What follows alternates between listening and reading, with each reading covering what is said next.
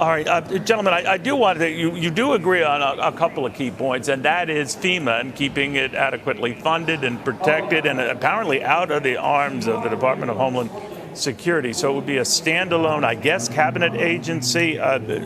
Maybe Congressman Graves, you can explain.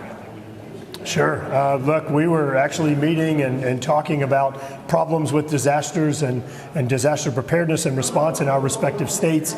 Republican and Democrat coming together, finding common ground, that having FEMA buried within the Department of Homeland Security without the autonomy that they need is not a model that makes sense. Both of us have vast experience in doing disaster preparedness and response activities. We've seen this failure, this bureaucracy up close and personal. We've seen how it adversely affects the people we represent, effectively our federal government re-victimizing disaster victims. I think it's a great plan, a great path forward, and I want to thank my friend Congressman Moskowitz for coming up with the idea and working together with us on this and a few other disaster solutions. Well, of course, Congressman Moskowitz, your state knows a thing or two about the urgency and the importance of FEMA. Of course, they're dealing with storms on a more routine basis than many.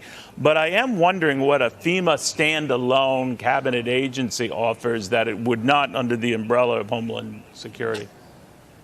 No, that's a great point, and I'm happy to stand here with my colleague who has a ton of experience on this. As you may remember, I was the Director of Emergency Management for the state of Florida for Governor DeSantis a couple of years ago, and so I worked with FEMA on a multitude of disasters.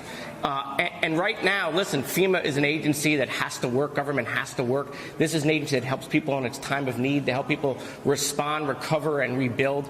We're having disasters all over the country. In blue areas and red areas, this has to be a bipartisan issue. Why does it need to come out of Homeland? Well, FEMA was never intended to be in Homeland. It was always intended to be a cabinet agency. It got swept up into Homeland after 9/11. But to be one of 20 agencies, this needs to be a direct report to the president. We need to get rid of that red tape, get rid of that bureaucracy. This will make FEMA faster, more responsive, and FEMA will not be able to make changes for the next 20, 50 years on how to deal with disasters so long as it sits within Homeland Security.